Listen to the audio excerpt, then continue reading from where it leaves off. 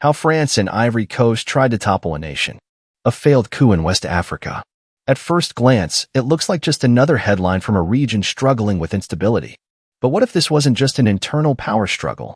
What if, as the government of Burkina Faso claims, it was a carefully planned operation, run by a former colonial power and its allies to crush a wave of African independence?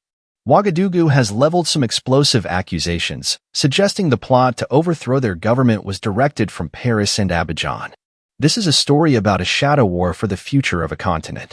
It's a story of defiance, sovereignty, and a conspiracy that, if it had succeeded, could have redrawn the map of West Africa. This is the story of how France and the Ivory Coast are accused of trying to topple a nation. To get a handle on the events of April 2025, you first have to understand the man at the center of the storm, Captain Ibrahim Traore. Before he took power in 2022, Burkina Faso was a nation in crisis. For years, it had been torn apart by extremist violence, a situation that previous governments, often backed by French military forces, couldn't seem to fix. Thousands were killed and over 2 million people were forced from their homes, a massive humanitarian disaster. For many in Burkina Faso, the old way of doing things just wasn't working. The presence of foreign troops felt less like a solution and more like a symptom of a much deeper problem, a loss of sovereignty. You could feel the frustration building, a sense that the country's fate was being decided by outsiders, especially its former colonial ruler, France. The country was ready for a change. That change came in the form of a young, determined army captain. Ibrahim Traore wasn't from a political dynasty. He was a soldier who had been on the front lines, fighting insurgents. He started speaking a language that resonated with ordinary people. The language of national dignity, self-reliance, and Pan-Africanism. At just 37 years old, he became the world's second youngest head of state, and he seemed to represent everything a new generation, tired of colonial-era politics, was hoping for. From day one, Traore promised a different kind of leadership. He talked about decolonizing mentalities and taking back Burkina Faso's sovereignty. He questioned the security deals that had tied the nation to France for decades, arguing that real security had to come from an independent army that was loyal to its own people. This wasn't just talk. It was a direct challenge to the way things had always been done, a signal that the age of foreign oversight was over. A new wind was blowing through West Africa, starting in Ouagadougou. But that wind was about to turn into a storm. Captain Traore quickly backed up his words with action. His government started taking apart the pillars of French influence that had been in place for generations. In a few bold moves, he kicked out the French ambassador and, in February 2023, demanded that all French troops leave Burkinabe soil. This was a huge act of defiance, telling Paris that its long-held position as the region's policeman was no longer welcome. This pushback wasn't happening in isolation. A new power bloc was forming in the Sahel. Burkina Faso teamed up with its neighbors, Mali and Niger, who were also led by military governments that had kicked out pro-French leaders, to create the Alliance of Sahel States, AES. This alliance wasn't just about military cooperation, it was a political and economic declaration of independence. Together, the AES nations turned away from France and started building new partnerships with countries like Russia, Turkey, and Iran, looking for security and economic help on their own terms. The creation of the AES caused alarm in Paris and among its key allies in the region. The old regional group, ECOWAS, which had long been seen as influenced by French and Western interests, was suddenly weaker now that 3 of its members had broken off to go their own way. France could see its sphere of influence shrinking. For Paris, this was a serious problem. For decades, French-speaking Africa was a key part of its foreign policy, providing economic resources and geopolitical power. Now, that was all starting to crumble. The Ivorian government, led by President Alassane Ouattara, a close ally of France, was suddenly feeling squeezed, sharing a border with a bloc of nations that were openly against its foreign policy. The stage was set for a showdown. The defiance from Ouagadougou had drawn a line in the sand, and according to the Burkinabe government, its enemies were getting ready to hit back. On the evening of April 21, 2025, Burkina Faso's Minister of Security, Mahamadou Sanaa, went on national TV with a stunning announcement. He claimed that the country's intelligence services had stopped a major plot that was designed not just to overthrow the government, but to create total chaos across the country. The details of the alleged conspiracy were dramatic. The plan, supposedly set for April 16th, was a two-part attack. One group of recruited soldiers would storm the presidential palace in Ouagadougou. At the same time, their allies, who had allegedly been leaking military intelligence to terrorist groups, would help set off a series of large-scale attacks around the country. The stated goal was to overwhelm the nation's defenses, spark a mutiny in the army, and create a power vacuum so bad that the country might have to be put under international supervision. The Burkinabe government was clear about who it blamed.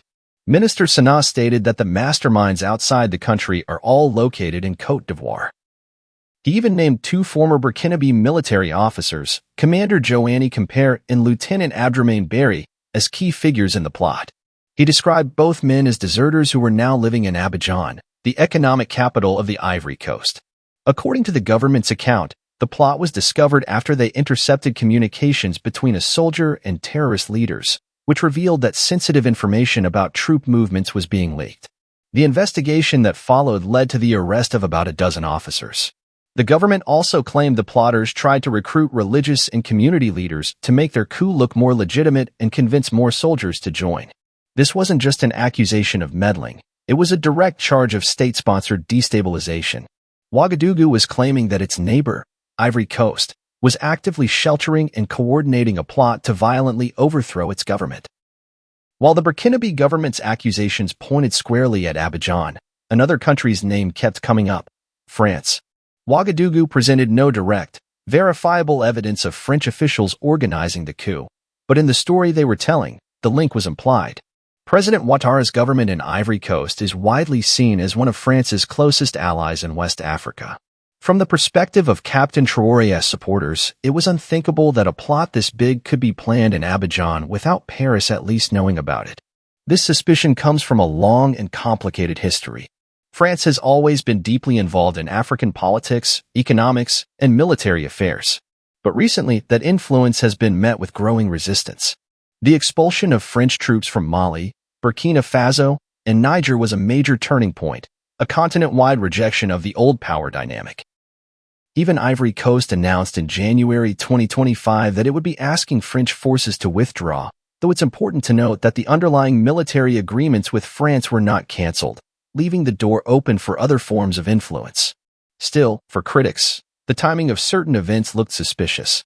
Just days after the foiled coup was announced, the commander of the U.S. Africa Command, AFRICOM, General Michael Langley, met with Ivorian defense officials in Abidjan to talk about regional security. To those already skeptical, the timing fueled speculation that Western powers might be working with Ivory Coast to push back against the anti-imperialist sentiment spreading from the Sahel. For its part, the Ivorian government has strongly denied any involvement in the plot, calling the accusations baseless and an attempt to stir up trouble in the region. Abidjan has also refused to extradite political and military opponents to Ouagadougou, citing a lack of evidence. This diplomatic freeze shows just how deep the divisions in West Africa have become. The region is caught in a domino effect of coups that has destroyed trust between nations and weakened groups like ECOWAS, creating an environment ripe for suspicion and cross-border drama. The truth of the plot, stuck between accusation and denial, remains hidden in the murky world of geopolitics. The failed coup attempt of April 2025 didn't bring down Ibrahim Traore's government. If anything, it might have made it stronger. The plot, and the very public accusations that followed, played perfectly into the narrative Traore has been building since he took power, that Burkina Faso is a sovereign nation being targeted by neo-colonial forces and their local allies. For his supporters, the foiled conspiracy wasn't a shock. It was proof that their leader's defiant stance was working and that his enemies were getting desperate. The fallout has further cemented the new geopolitical map of West Africa. The gap between the alliance of Sahel states and the remaining pro-Western countries like Ivory Coast has become a deep divide of mistrust. Captain Traore has repeatedly warned about imperialist maneuvers designed to break the AES, telling his people and allies to stay on guard. The incident has strengthened the sense of a shared struggle among Burkina Faso, Mali, and Niger, uniting them against what they see as a common threat. This entire situation is playing out in the middle of what some are calling a new great game in the Sahel. As French influence fades, other world powers are stepping in. Russia, in particular, has become a key security partner for the AES nations, offering military gear, training, and political support. This isn't just about changing security partners, it's a major shift in global alliances, with Sahelian nations actively looking for a world where they aren't tied to a single Western power. The alleged coup attempt has become another chapter in this bigger story. It has raised the stakes for everyone. For Traore and the AES, it's a reminder of the powerful forces they are up against. For France and its allies, it's a clear sign of how much their influence has shrunk and how their old methods of control are being fiercely resisted. The shadow war for West Africa is far from over. The events of April weren't an ending, but an escalation in a fight that will shape the future for millions. This story is still developing, and in a battle for influence, the truth is often the first thing to go. What do you think is really going on in West Africa? Is this a true fight for sovereignty, or a risky gamble with the stability of an entire region? Let us know what you think in the comments. And if you think these stories need to be told, and that the struggle for a truly independent Africa deserves the world's attention, please share this video. Spreading awareness is the first step. And don't forget to subscribe and hit the notification bell so you won't miss our next deep dive into the forces shaping our world. The alleged plot to topple a nation reveals more than just a political scandal. It shows the cracks in a continent that is changing fast. For decades, the fate of West Africa was often decided in foreign capitals. Policies were written, resources were taken, and leaders were chosen based on who they were loyal to. But a new generation, represented by people like Ibrahim Traore, is rising up and daring to say, no more. They are demanding the right to decide their own futures, to control their own resources, and to build a future that isn't haunted by the ghosts of colonialism. The path they've chosen is dangerous. It puts them in direct conflict with powerful interests that won't give up their influence without a fight. The road ahead for Burkina Faso and its allies will be tough. But what the events of April 2025 have shown is a powerful spirit of resistance. It's a spirit that says a nation's sovereignty is not up for debate. It's a spirit that is echoing across the Sahel and the rest of the continent, signaling that a new era may be dawning. The shadow war for West Africa is a battle for its future, and it's a battle the world can't afford to ignore.